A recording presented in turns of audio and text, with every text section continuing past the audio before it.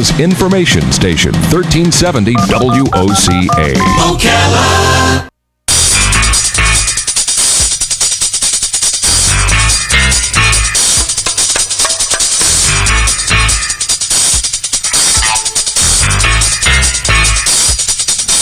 All right, it is 25 minutes before 11 o'clock. Beautiful Wednesday morning. Thank you for tuning in. It's time to speak and listen to John B. Fuller. He is the host of this show. It's called Legally Yours. John is an attorney at the law firm of Fuller and Fuller, and his wife, Janet, is the other Fuller in the name of the law firm, and they are right here in Ocala. If you have a question, this is a good time to ask. And let me tell you the date, because sometimes John is not able to get in and do the show live because sometimes he's in court. And if you're listening on Wednesday, October 2nd, 2013, then you're listening to a live show, and your phone calls are invited and welcome. The number is 622-WOCA, 622-9622. That is the WOCA Climate Control Source Hotline.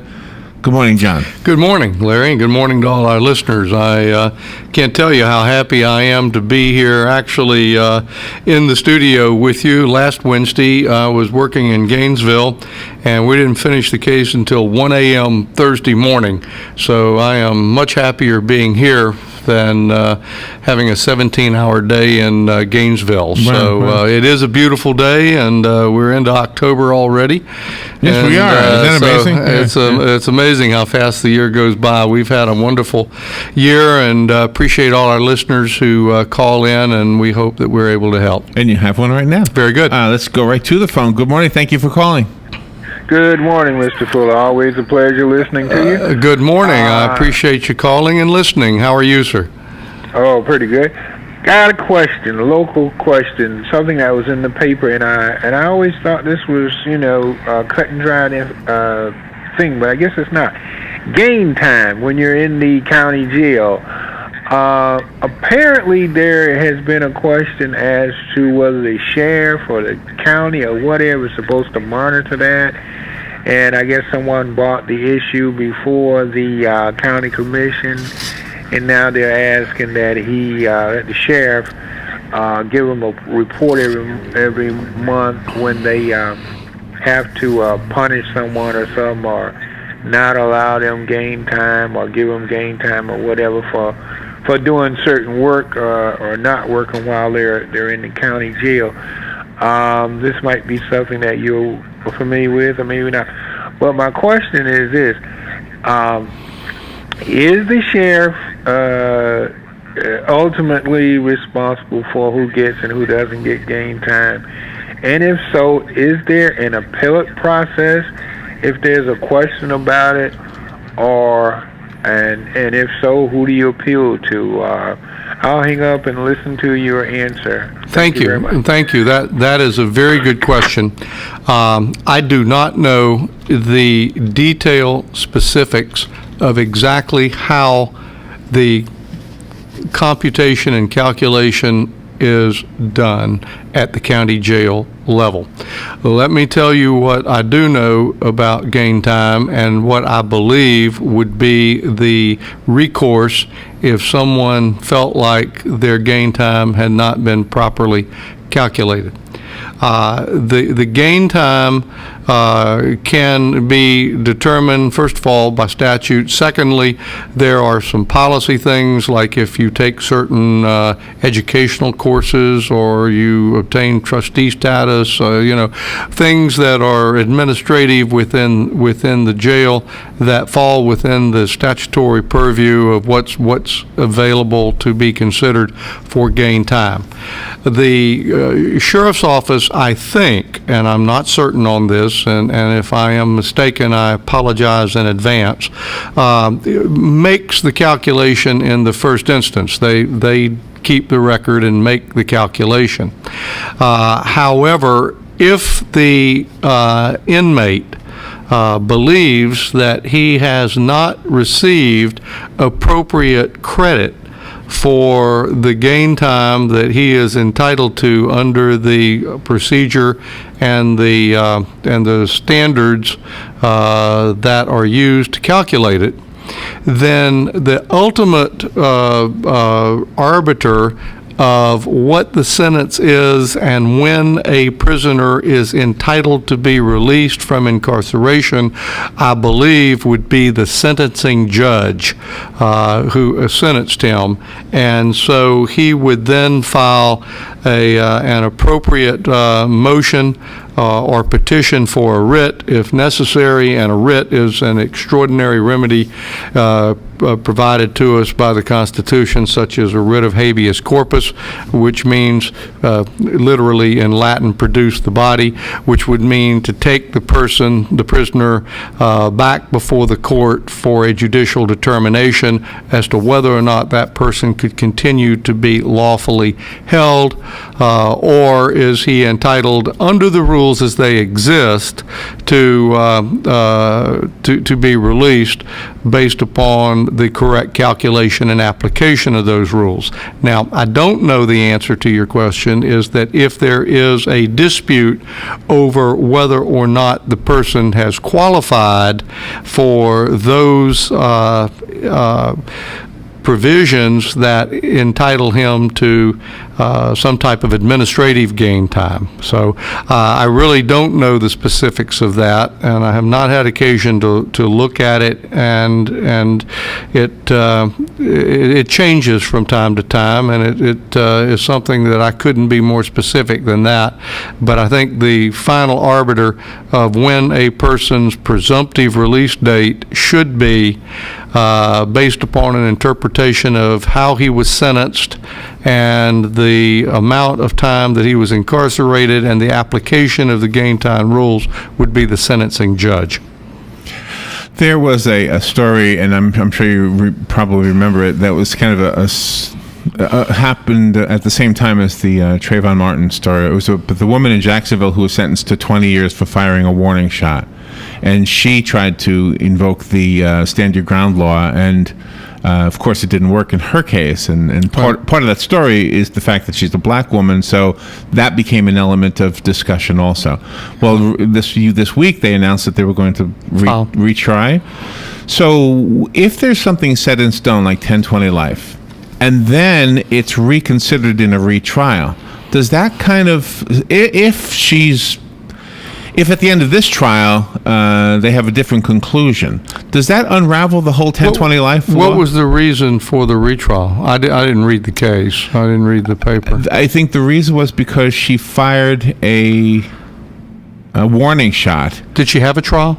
Yes. And was convicted? For 20 years. Yeah, she was sentenced to 20 years. And the new trial was granted to her on what reason? Oh, I wish I could find that. That's okay. Well, let me tell you what. It's interesting. I did see the article where one of our legislators has just introduced a bill that would modify the 1020 life mandatory sentencing law to provide an exception for firing a warning shot. Now, let me digress a little bit because I have taken a lot of courses and I have gone to a lot of seminars involved in the legal aspects as well as the physical dynamics of defensive shooting and when is it lawful and justifiable to use deadly force. And that is a very complex, murky area of the law, and each state differs. Notwithstanding what the law says, and I haven't even talked about 1020 life, notwithstanding what the law says, it is the general consensus of all of the trained professionals and the experts that I have ever dealt with that it is a really bad idea that is thoroughly discouraged and just not recommended is to fire a warning shot. First of all, there is a high likelihood that the warning shot would injure some innocent bystander. Right. Secondly, you have a right to use deadly force to protect yourself, regardless of stand your ground. You had this right under the law all along, that if you were confronted with deadly force or in imminent peril of serious bodily injury or death to yourself or someone in your area, that you had the right to use equal force to defend yourself if you had no other avenue of retreat. If you are firing a warning shot, there is a real question as to whether or not you could establish that you were in imminent peril, specifically if the person that you fired the warning shot to had already started to retreat or turn the other way.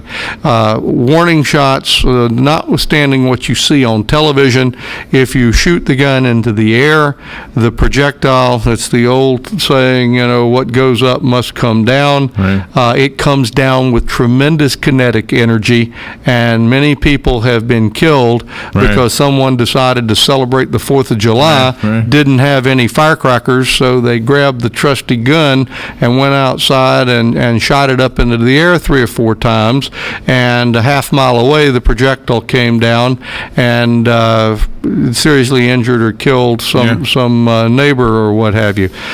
Secondly, firing warning shots which are directed towards the ground, you can't predict what that projectile will do in the way of a ricochet.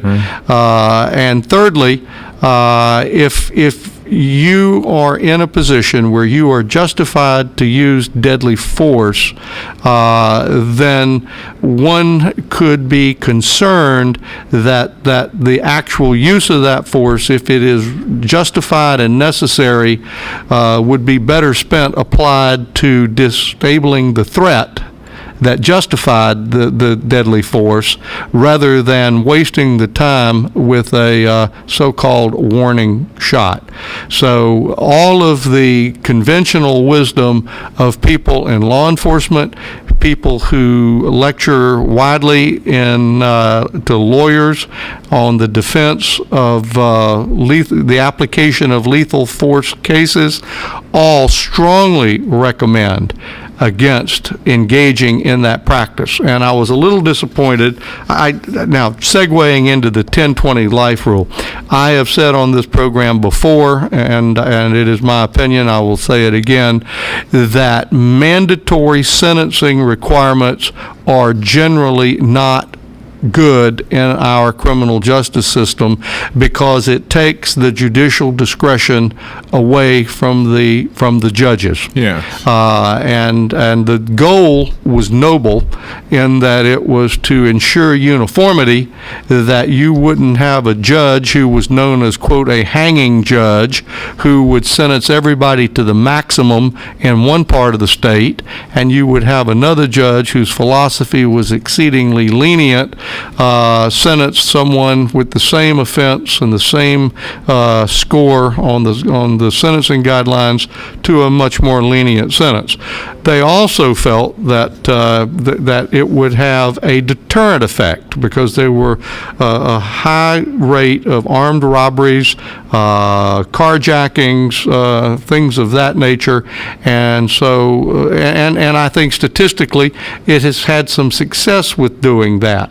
But when you have a law that takes the discretion away from the judge and pours that judge into a concrete mold, I think the judicial system loses an important element.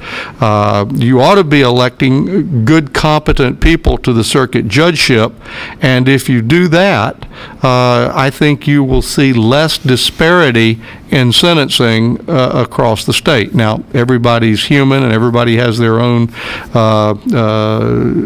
philosophy about things, and that's the way it has always been.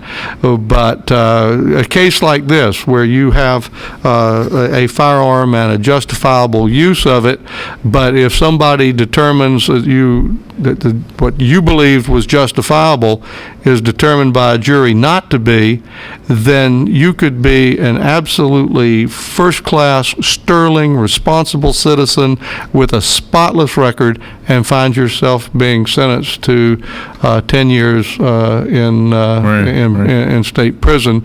And I think the legislature is beginning to see some of the misapplication of these laws and the abuses from them. 3-4 weeks ago, I mentioned that within the last 6 weeks, the Attorney General of the United States, Eric Holder, in a meeting of all 99 U.S. attorneys across the state in federal jurisdiction, told them to quit filing these heavy drug charges against young first-time drug offenders.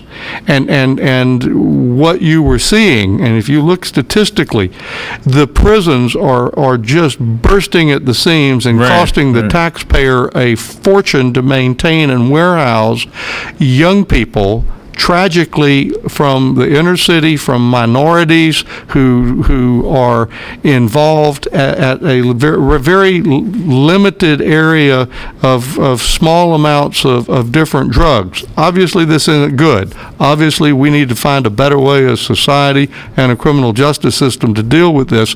But the pendulum swung the other way. We had such a high incident of importation of cocaine in Miami. The Miami Vice days of television and those things, and so the legislature passed these laws in Congress that made it mandatory to have very, very long mandatory sentences. You could literally commit a second-degree murder or manslaughter and serve less prison time than if you were a young person who ended up with 1 nanogram over the minimum amount of cocaine. You would end up under one of these mandatory sentences, and the federal judge was prohibited from being able to do a downward departure in a lot of cases. And I've had more than one federal judge tell me that they felt like that this was one of the real flaws in our criminal justice system, because those young people would go into prison with no hope of getting out for a long, long time, and when they ultimately did come out, they were worse than the offense for what they went in for. And so and the judge had no discretion. The prosecutor is the first judge and the first jury of every criminal case. A lot of people don't know that, but the state attorney and the U.S. attorney at the federal level, they have more power than almost any other individual in the criminal justice system. They look at the case in the first instance, and they make the decision of what to charge or whether to charge anything. And their decision is not appealable, other than that the next election at the ballot box, if people want to vote for whoever's running against them, if they think they're making poor choices. But they have a duty to, as a professional and an officer of the court, to see that justice is done. So what Holder, as a matter of policy, said to these U.S. attorneys, look, when you're faced with these mandatory drug laws and you've got a young first-time offender who just goes over the threshold, then don't charge the highest charge you could.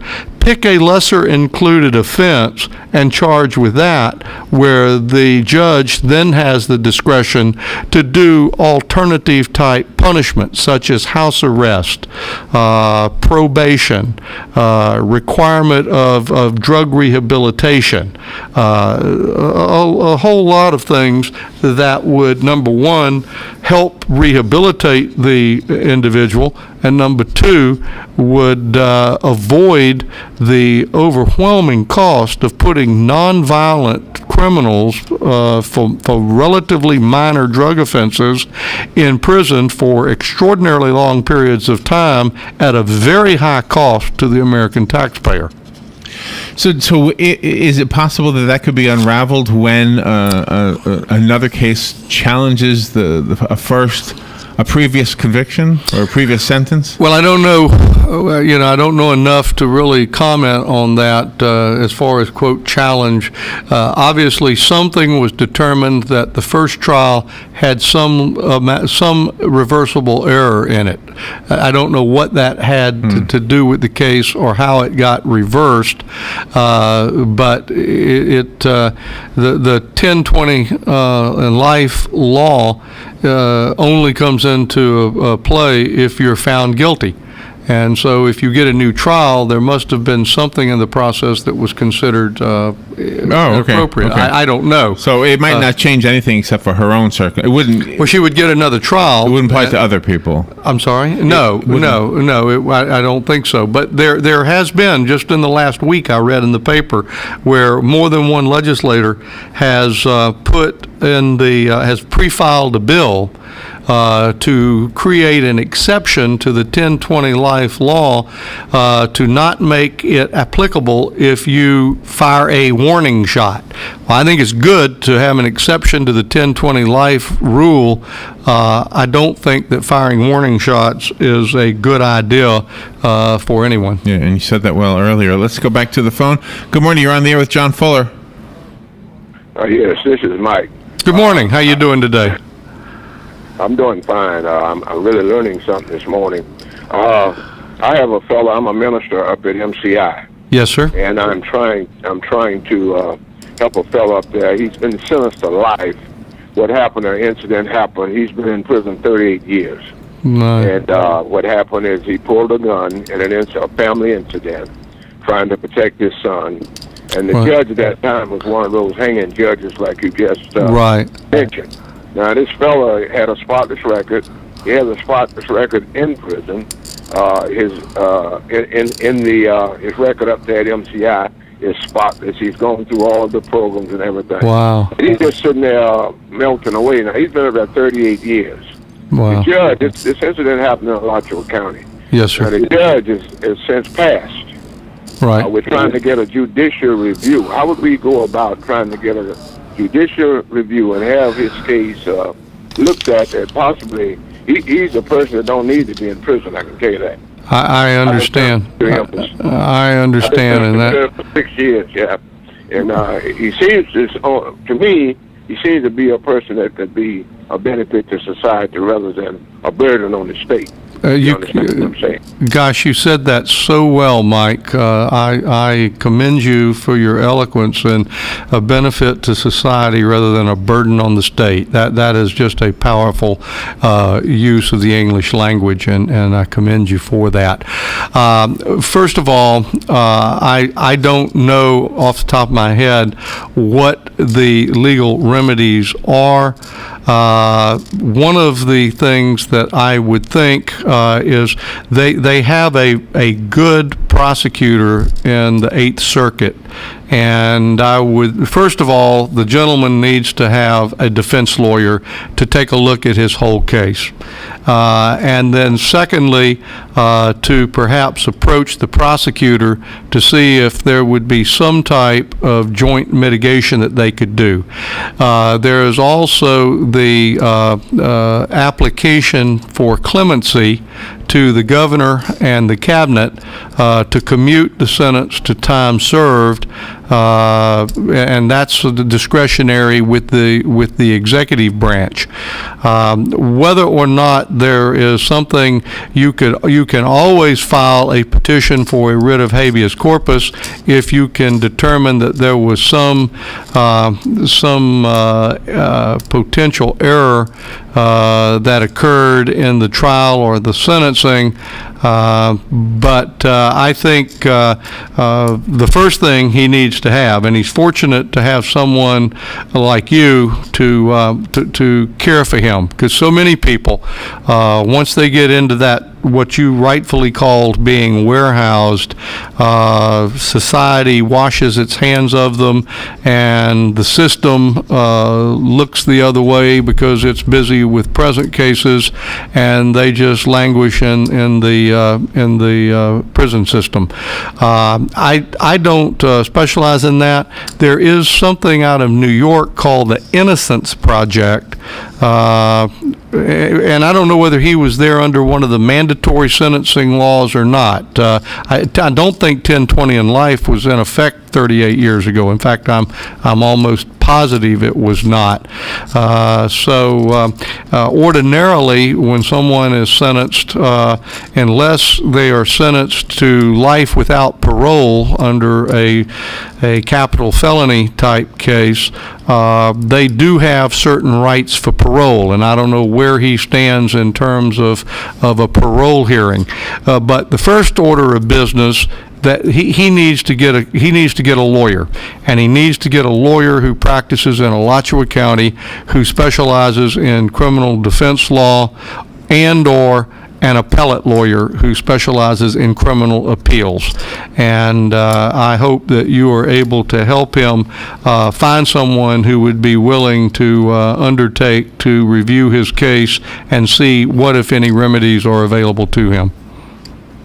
Thank you very much, and keep up the good work there. I'm learning quite a bit just listening here this morning. I listen to you every week. Well, I appreciate that. I see how the system works, but the system, even though it's in place and it's the law, and it's not always fair in every case. I wish that sometime I look at the amount of cases on the television shows where these cases come up before people like Judge Hughes. I wish I could just be a friend of the court sometime and stand up and probably defend some of the decisions that's made, because sometimes I think that the law, even though it's the law, I think sometimes it goes beyond what it's supposed to go in dispensation of justice. And sometimes there is a reason for someone to get, say, that second chance. Well, Mr. Mike, I couldn't agree with you more.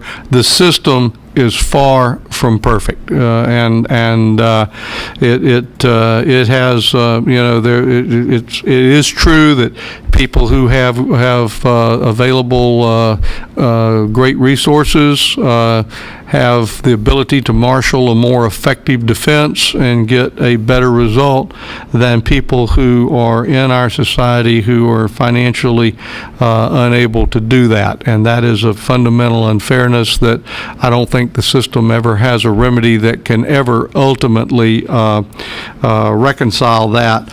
And I couldn't agree with you more that the system is not perfect. The system makes mistakes, and when you see something like that happen, it is a great tragedy, and hopefully there's something that can be done to help the individual who you are working with. And I would encourage you to check with the criminal bar, the criminal lawyers in Alachua County who might be able and willing to undertake to review the case and see if there is a remedy that would be available to him. And I will say that my experience with the state attorney's office up there, and they don't have authority once a judge has sentenced it, but if there is a reason to bring it back before a new judge for a hearing under either the state rules or ultimately to go into federal court for a federal writ of habeas corpus, they might be able to work with you on some type of remedy for him. All right, thank you very much. Thank you, sir. Thank you for the call. Keep up the good work. Thank you kindly. Thank you, Mike. Well, that was a great answer. And boy, he's got his hands full, huh? His job. That's a tough job. The people like Mike who are ministering, it's a labor of love, and it takes special people to do that. And I enjoyed talking with him, and I'm very grateful that he took the time to call in. I commend him for what he's doing, and for everybody who is in his, the same type of work that he does. If it's someone who does something for the least of our society, I think is demonstrating one of the greatest of human virtues. And my good friend and mentor, Bobby Lee Cook, who is a nationally prominent lawyer in Georgia, who is well in his 80s now and still trying cases effectively every day. In fact, they based the television series Matlock on his life. He is a close personal friend of mine and a personal mentor in the practice of law. He and I tried our first case together 30 years ago last month. Bobby Lee said, the reason the criminal defense lawyer is liberty's last champion is because if you allow the system to railroad a bad man, then it is just as easy for that same system to railroad a good man into jail. Unfortunately, that's true. So once again, you have illustrated why we call you. So how do we call you? What's your phone number? Well, our office at Fuller & Fuller, the phone number in Ocala is 352-547-4292. Our toll-free number is 855-534-2565. We have offices in the villages and in Ocala. If you have an area that falls in litigation, personal injury, business, commercial, Social Security, disability, or you just have general questions that we might be able to help direct you to the right specialist, certainly we'd be happy to have your phone calls at the office. Okay, and call us if you need the number repeated, or go to the WOCA website and look at the guest list for Wednesday. You'll see John's name every Wednesday at 10:35 and his contact information. Thank you, Larry. Thank you, John. We'll be right back.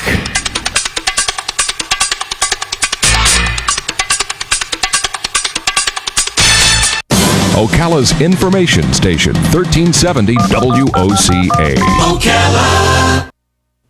ABC News Now. I'm Karen Chase. Best-selling author Tom Clancy, who wrote such classic military thrillers as The Hunt for Red October and Clear and Present Danger, has died at age 66. His publisher says he passed away at a hospital in Baltimore. The cause unknown. Mazda is recalling more than 150,000 Mazda 6 sedans because loose screws could cause the side doors to open while the cars are in motion. The recall involves the 2009 to 2013 model years. A second motorcyclist has been questioned in connection with the road rage incident involving an SUV in New York, but the wife of another biker left paralyzed after being run over by the vehicle is calling for that driver to be arrested. Police say it's not likely. The world is starting to worry that the U.S. government shutdown could threaten the global economic recovery if it drags on. However, the head of the European Central Bank says right now the impression is it won't. It happened once to Steve Jobs. Now Microsoft founder Bill Gates may be kicked out of his own company. There are reports some of his top investors want to vote him off the board because he blocks new strategies. This is ABC News.